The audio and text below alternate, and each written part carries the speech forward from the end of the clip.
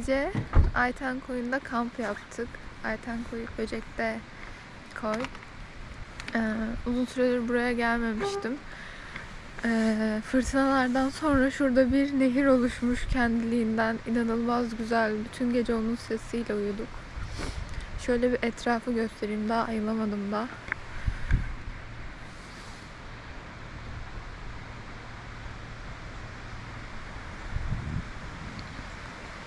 Az sonra nehri de göstereyim. Şimdi deniz kenarına gidip bir şeyler içip atıştıracağız.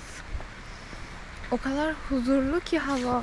Anlatamam yani. Böyle mis gibi kokuyor. Her yerden kuş sesleri geliyor. Şırıl şırıl su sesi geliyor. Güneş vurdu falan böyle. Sabah öyle uyandım. İnanılmaz huzurluyum. Gözüm de biraz şiş. Dün gece film izledik. Bayağı ağladım. Hamlet izledik.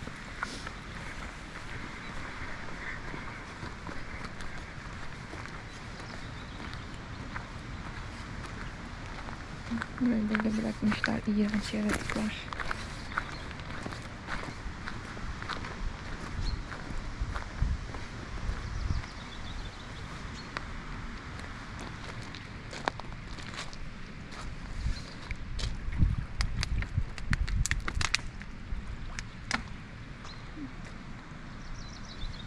Burası çok güzel bir yer. Yazın çok kalabalık oluyor. Çünkü burası ağaçlık. Ağaçlar gölge yapıyor. İnsanlar buraya gelip sandalyesini, kamp çadırını atıp çok rahat bir şekilde güneşten de korunuyor. Denizine de giriyor. Çok fazla karavan da oluyor yazın.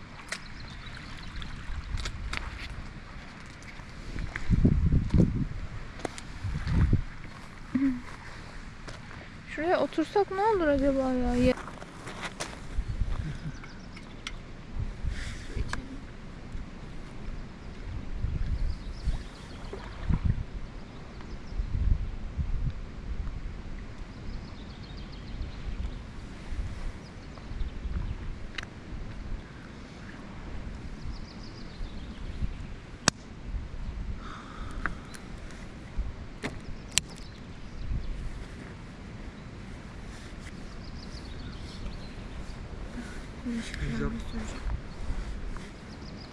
Japonya'da giderken sonra yaban geldi.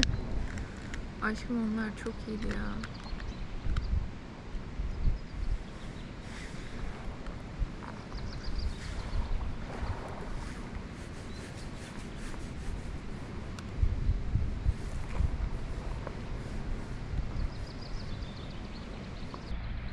Şimdi şuradan Göcek tarafı bu tarafından böyle geliniyor.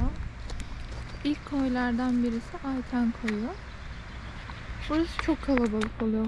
Gelmesi en kolay olanlardan biri olduğu için şu an Şubat ayındayız. O yüzden çok kimse yok.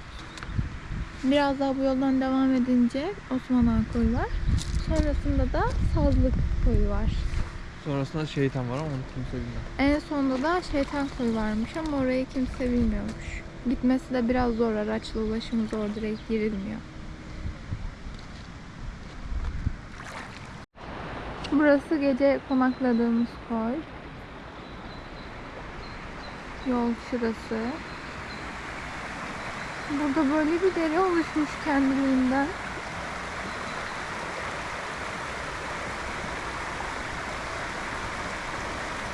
Eskiden yoktu bu burada. Böyle çok fazla yağmur yağdı.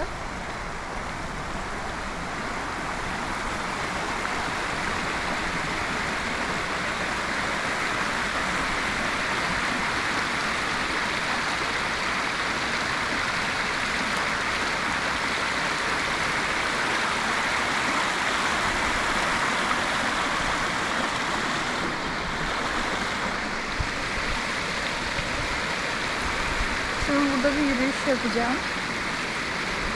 Hava ufaktan böyle serin ama şöyle bir serin, aşırı taze bir serin yani. Nehir yolumuzu tıkadı. Buradan geçmeye çalışacağım. Oradan biraz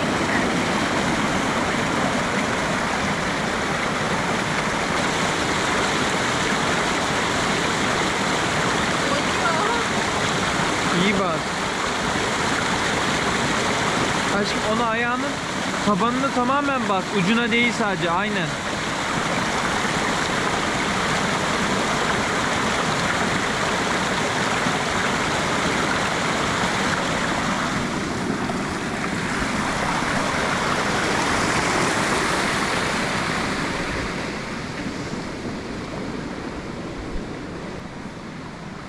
Haber muhabiri gibisin. Burası çok güzel bir yer. Çok huzurlu. Ben normalde kamp yapmayı çok sevmiyorum ama bir gece sadece buraya geliyorum bazen. Arabada kalıyorum. Neden sevmiyorsunuz kamp yapmayı? Kamp yapmayı sevmiyorum. Çünkü mesela dün gece tuvaletim vardı ama tuvaletimi yapmak istemedim. O yüzden bütün gece tuvaletim olduğu için uyuyamadım. Yani sıcak yerinden kalkıp soğuk bir yerde açık havada tuvaletini yapmak falan çok rahat hissettiren bir şey değil. Uzun vadeyi zaten hiç düşünemiyorum. Tuvalet, banyo vesaire. Çok konforlu değil ve konforum kaçınca benim de tadım kaçıyor. Bir geceden bir şey olmuyor ama bir gece gayet bu güzellik için katlanılabilir bir seviye. Başka ne gibi faktörler var? Kamp için mi? Ha, domuz oluyor kampta. İlk başlarda korkuyordum. Bayağı çadırın yanına falan geliyorlar çünkü yemek kokusunu alıyorlar. Artık korkmuyorum. Domuzlar, en son korkacağım şey domuzlar herhalde. Şu pisliği bir göstereyim de. O kadar pis bırakıyorlar ki. Kampı biraz da bu yüzden sevmiyorum. Ormanın içine geliyoruz yani. Ama bu şeyde de böyleydi. Akyaka'ya gittim geçen yaz. Bir tane ünlü bir kamp alanı var. O kadar pislik, her yere peçete atmışlar. Bir yeri tuvalet olarak kararlaştırmışlar ve yani böyle bitki örtüsü beyaz peçete gibiydi. O kadar kötüydük ki yani doğanın içine gitmiyorsunuz aslında öyle olunca, pisliğin içine gidiyorsunuz yani. Öyle olunca da sevmiyorum. Ama böyle biraz daha elle yememiş yerler bulunca çok da güzel oluyor.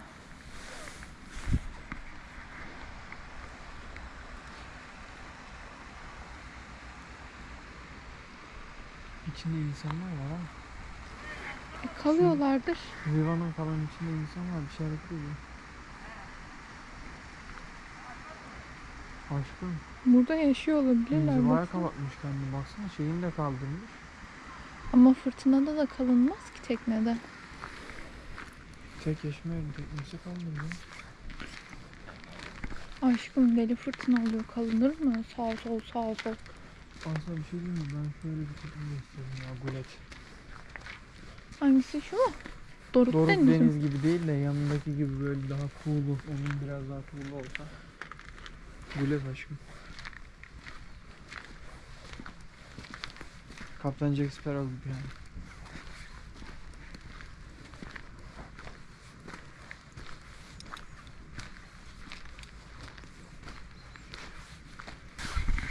Göce'yi hiç böyle gördünüz mü acaba? Genelde Göce'ye gelenler buralara çok geldiklerini sanmıyorum. Göce'nin biraz daha böyle lüks bir algısı var. Bir de böyle gezin.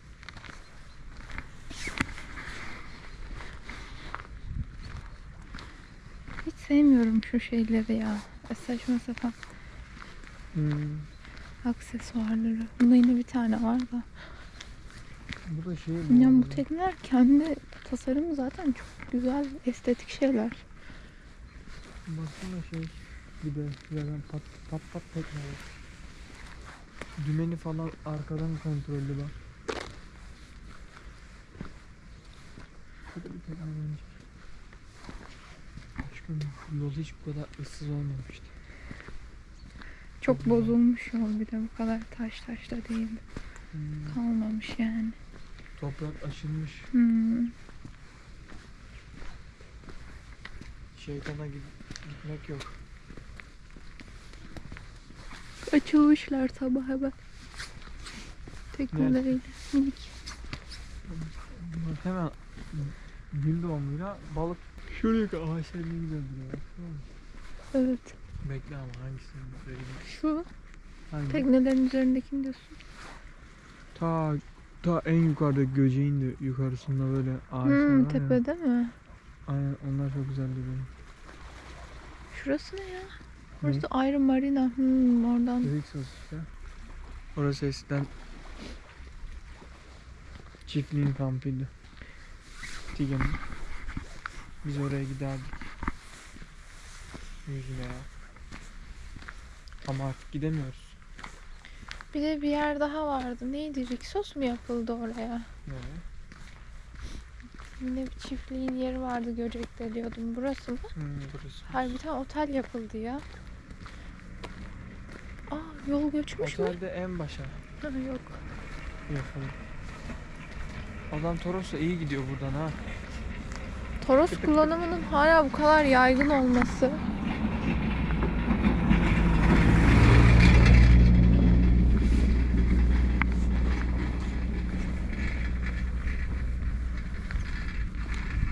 Yani masrafı daha çok tutuyordur. Arabayı kullanmak için verdiğin para yerine yeni bir araba alsan daha mantıklı olabilir. O kadar verdiklerini sanmıyorum. O kadar verseler değişirler. Kahveni almadın değil mi sen? Anladım. Sen aldın mı?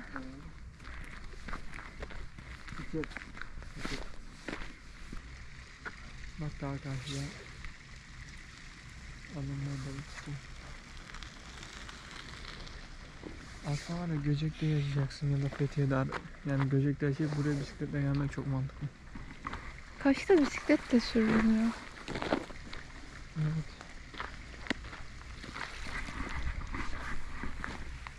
Sular yollarını buluyor, sular. Evet, oradan da çıkmış bir tane.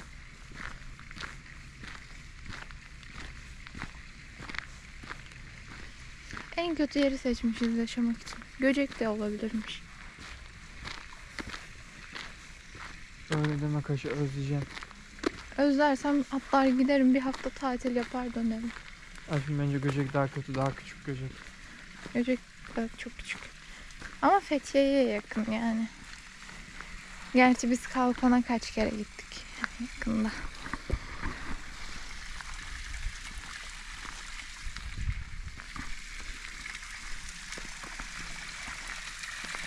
Bu kötü kokuyor mesela. Baksana yola.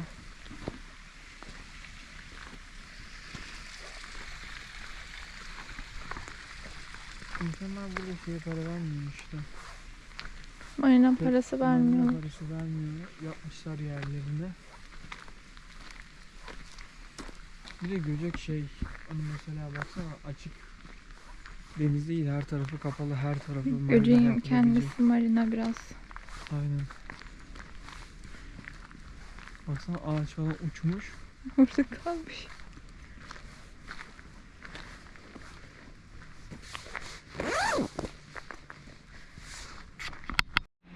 Şimdi şöyle bir sahil gördük yukarıdan. Onu keşfe geldik. Böyle minik patika yoldan yürüyerek gidiyoruz.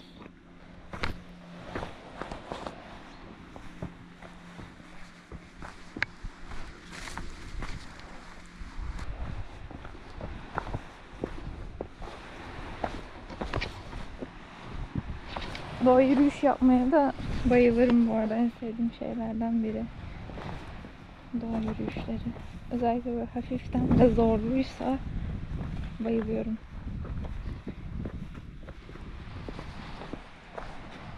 Ups. Aa, aşkım orada daha yanan bir şeyler var. What?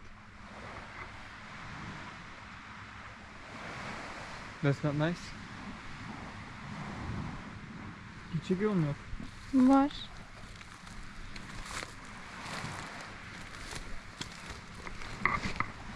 Çok.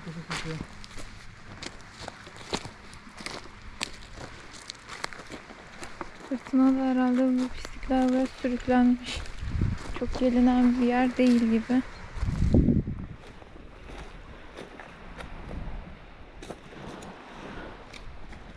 Ama şurada hala ateş yanıyor. Nasıl onu öyle bırakıp gittiler anlamadım. Çiçek yaprakları falan mı?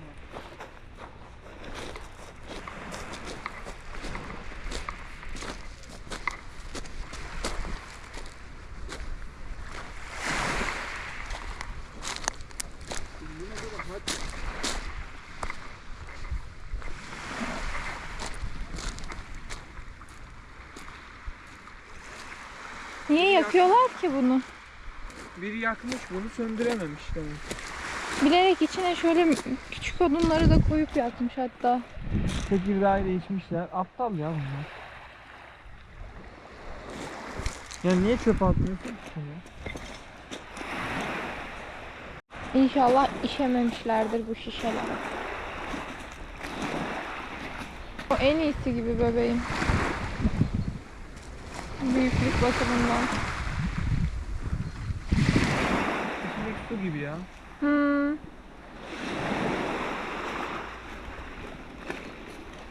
Çöp poşeti getirsek iyi olurmuş.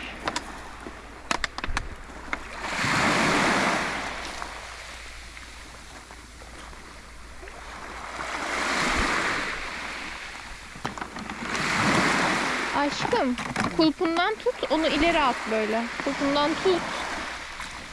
Aşkım ayağın ıslandı. Daha eve çok...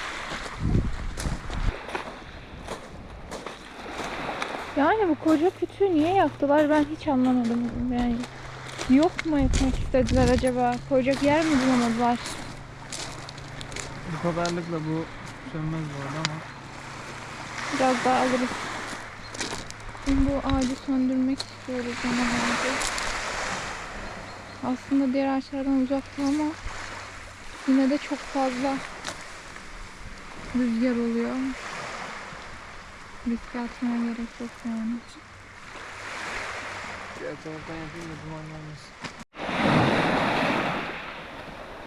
Aşkım su tutmaya mı geldin? Evet. Bravo gerçekten.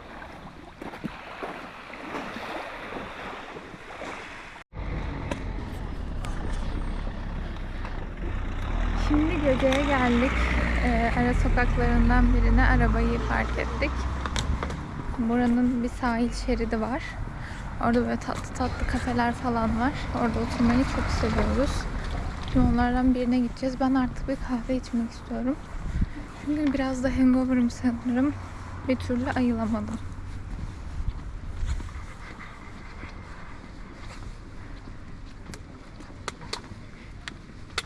Buradaki evlerin böyle hepsinin bir iki katlı falan olması çok hoşuma gidiyor. Ara sokaklarında gezip evleri incelemeyi falan çok seviyorum.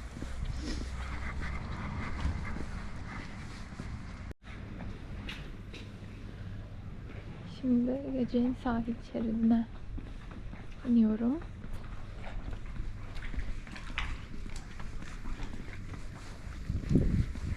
Şubat ayında Göcek böyle oluyor. Kimse yok. Aşırı sakin.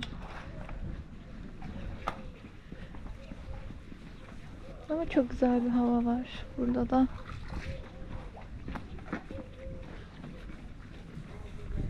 Buraya bayılıyorum ben ya.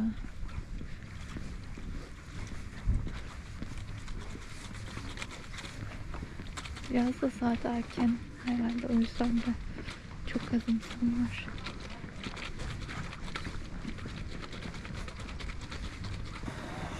Ne zaman bir teknemiz olur şöyle sabah bakımlarını yapalım. Hı? Ne zaman bir teknemiz olur yatılır şöyle bir sabah bakımlarını yapalım. Uyuyalım. Aşkım Geldiğimizde oturduğumuz yer neresiydi? West miydi? bence Vestok'ta.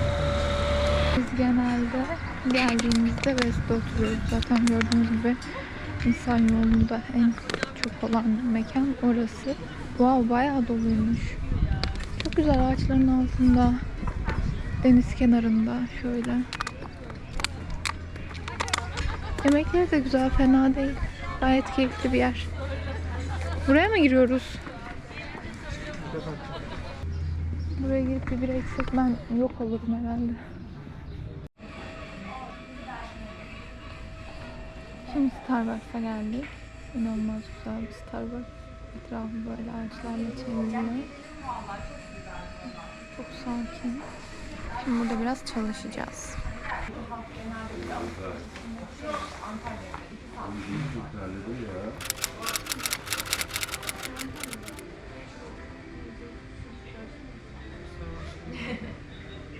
Gelsin gelsin.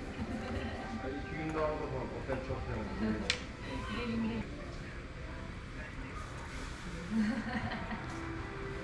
Nerede yine konuşsunlar abi.